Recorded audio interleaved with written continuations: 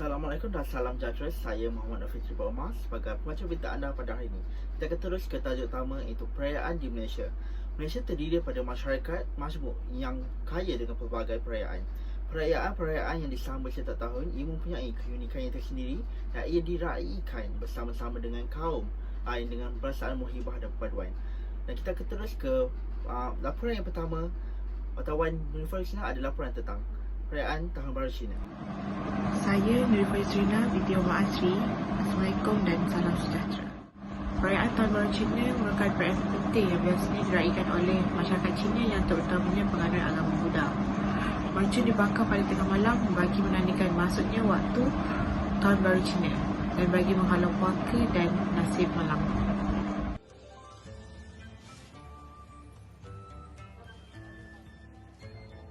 Masyarakat Cina sambutan perayaan tidak lengkap tanpa makan besar. Antara masakan tradisional yang terdapat semasa makan besar ialah pisang, kuih bulan dan limau mandarin. Acara ini simbolik untuk merapatkan hubungan kekeluargaan.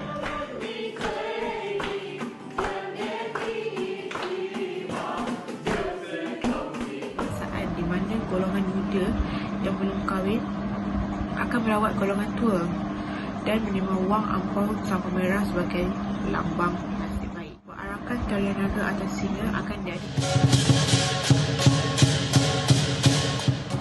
Gerakan-gerakan dalam persembahan ini secara tradisinya melambangkan peranan-peranan naga yang menunjukkan kuasa dan maruah. Terima kasih wartawan Nurifah Yusna atas berita yang sangat padat. Kita akan teruskan dengan berita seterusnya, iaitu perayaan Hari Raya Puasa. Wartawan Muhammad Fitri ada liputannya. Terima kasih kepada rakan tugas yang berada di studio. Saya wartawan Muhammad Fitri Omar akan buat liputan tentang perayaan di Malaysia, iaitu perayaan Hari Raya Puasa atau dikenali sebagai Hari Raya Aidilfitri yang disambut pada 1 Syawal tahun Hijrah. Hari Raya Aidilfitri merupakan perayaan yang disambut oleh umat Islam di seluruh dunia tidak kira bangsa bagi menandakan berakhirnya bulan Ramadan, yang mana umat Islam telah menjalani ibadah puasa dengan tekun. Ia merupakan antara dua perayaan yang terbesar bagi umat Islam daripada Hari Raya Korban. Di Malaysia, Hari Raya Aidilfitri disambut dengan meriah berminggu-minggu sebelum perayaan tersebut menjelma. Suasana persiapan menjelang Aidilfitri telah dirasai. Pusat-pusat membeli belah akan mendadakan jualan murah dan dihiasi dengan perhiasan cara besar-besaran. Lagu-lagu raya juga akan diputarkan di radio dan juga di televisyen. Rancangan-rancangan yang berkisahkan Aidilfitri juga akan ditayangkan. Bank, sekolah dan permis-permis perniagaan akan ditutup selama beberapa hari sehingga seminggu sempena untuk meraihkan Aidilfitri. Di jalan utama atau lebuh raya di seluruh negara akan ada kesesakan yang akan berlaku akibat kebanjiran warga bandar yang pulang ke kampung halaman untuk menyambut Aidilfitri bersama-sama sanak saudara dan kaum keluarga. Fenomena ini juga dikenali sebagai balik kampung. Melayu adalah pakaian tradisi kaum Melayu yang dipakai oleh kaum lelaki di Malaysia pada pagi hari raya. Pakaian ini dilengkapi dengan songkok dan lilitan songket di bahagian pinggang. Pakaian yang menjadi kebiasaan kaum wanita pula ialah baju kurung ataupun baju kebaya. Setiap tahun pelbagai fashion diperkenalkan bagi mempelbagaikan rangkaian baju-baju tradisi ini. Seterusnya adalah amalan ataupun adat yang dilakukan oleh masyarakat agama Islam ataupun masyarakat kaum Melayu. Yang pertama sekali, amalan menziarah-menziarahi rumah sanak saudara dan rakan talan. Mereka akan bermaaf-maafan dan melupakan kesilapan yang lampau. Pada asasnya, Hari Raya adalah hari untuk bergembira, bermaaf-maafan dan hari untuk mengeratkan tali persaudaraan di kalangan umat Islam, di samping meraihkan kejayaan beribadah kepada Allah. Sekali adalah rumah terbuka akan diadakan pada hari raya itu sendiri ataupun sepanjang bulan Syawal. Kemarahan Hari Raya Aidilfitri selalunya akan berpanjangan sehingga sebulan, dan kemarahan itu akan hilang dengan sendirinya apabila semua orang pulang ke bandar setelah cuti tamat.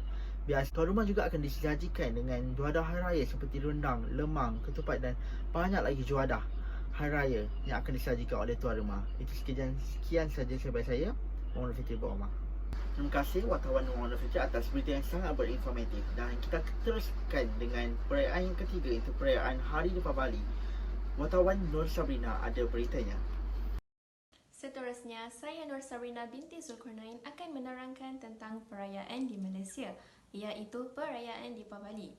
Perayaan Deepavali atau lebih dikenali sebagai Pesta Cahaya merupakan perayaan yang disambut oleh masyarakat India yang beragama Hindu dan Sikh di negara kita. Perkataan Deepavali merupakan gabungan perkataan Deepa yang bererti cahaya dan perkataan Gamali yang bererti barisan. Selain itu, Deepavali bermaksud sebarisan pelita. Dengan memasang pelita, mereka percaya bahawa kecerahan mengatasi kegelapan, kebaikan mengatasi kejahatan, keadilan mengatasi kesaliman, dan kebijaksanaan mengatasi kejahilan. Penganut Hindu akan mengunjungi kuil di mana patung dewa Hindu akan dikalungkan dengan kalungan bunga. Pakaian semasa perayaan Deepavali adalah sari untuk kaum wanita dan roti untuk kaum lelaki bagi dewasa, tetapi kanak-kanak pula patung pavadai bagi kanak-kanak lelaki dan pavadai tavani bagi remaja perempuan. Pada pintu masuk rumah mereka, hiasan kolam yang biasanya dibuat daripada bijirin pelbagai warna akan diletakkan. Ini merupakan lambang penyembahan Dewa Laksmi, dewa kekayaan yang dipercayai hanya akan mengunjungi rumah mereka yang mempunyai hiasan kolam di pintu masuk rumah mereka. Terima kasih wartawan Sabrina. Kita akan teruskan dengan berita yang keempat, iaitu perayaan Hari Raya Aidiladha. Wartawan Haikal Amin ada laporannya. Hari Raya Aidiladha juga dikenali sebagai Hari Raya Haji atau Hari Raya Korban di Malaysia. Hari Raya Aidiladha disambut pada hari ke-10, 11, 12 dan 13 pada bulan Zulhijjah pada setiap tahun. Diikuti dengan solat sunat Aidiladha serta khutbah Aidiladha pada pagi 10 Zulhijjah. Kemudian, sambutan diikuti dengan ibadah korban yang boleh dilakukan sama ada pada 10, 11 atau 12 pada siang 13 Zulhijjah sebelum matahari tenggelam. Semua waktu ini dipanggil Hari Tashrik. Hari Tashrik adalah hari yang diharamkan untuk berpuasa bagi seluruh umat Islam. Dan untuk pengetahuan korang, penukaran kelambu Kaabah atau kiswah dilakukan pada 9 Zulhijjah. Korban juga menandakan berakhirnya tempoh mengerjakan ibadah haji di Mekah yang merupakan rukun Islam yang kelima. Dari segi bahasa, korban bermaksud dekat, manakala dari segi istilah, korban bermaksud menjalankan perintah agama atau taat kepada perintah Allah kerana ingin mendekati diri kepadanya. Aidiladha ialah perayaan yang istimewa kerana ia merupakan hari raya untuk umat Islam memperingati tarikh penting dalam sejarah Islam, di mana 10 Zulhijjah ini Nabi Adam dan isterinya iaitu Hawa dikeluarkan dari syurga dan diturunkan ke bumi sebelum berjumpa di padang Arafah di luar bandar Mekah.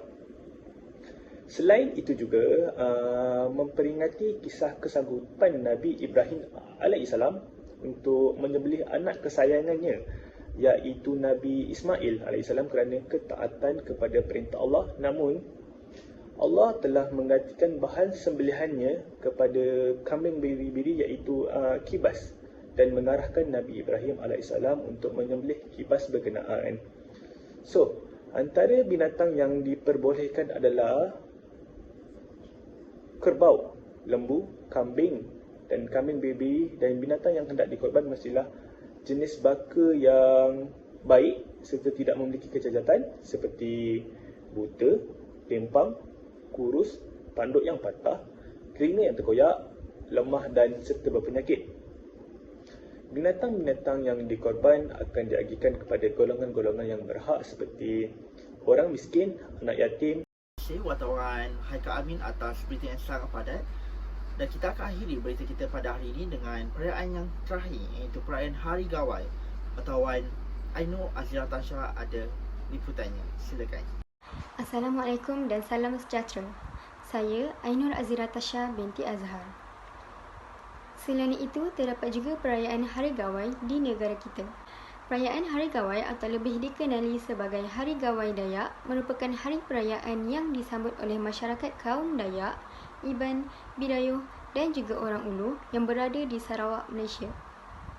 Hari Gawai Dayak merupakan hari menyambut tahun baru yang ditandakan dengan berakhirnya musim menuai padi dan bermulanya musim menanam padi yang baharu. Ia merupakan musim perayaan pesta-pesta tradisi dan sosial oleh masyarakat di Sarawak.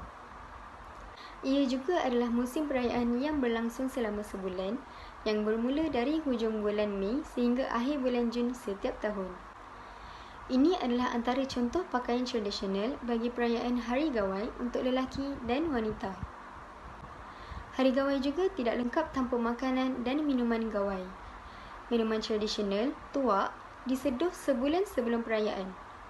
Tuak iaitu minuman beralkohol yang disediakan dengan menyuling tuak di atas api. kek, daging dan ikan yang enak juga disediakan untuk hari perayaan ini.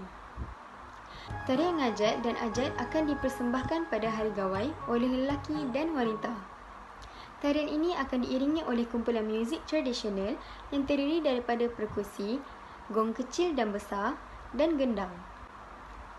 Begitulah sedikit tentang perayaan Hari Gawai yang disambut di Malaysia. Terima kasih. Terima kasih Watawar Ainur Azratasha atas penamat berita yang sangat padat dan berinformatif.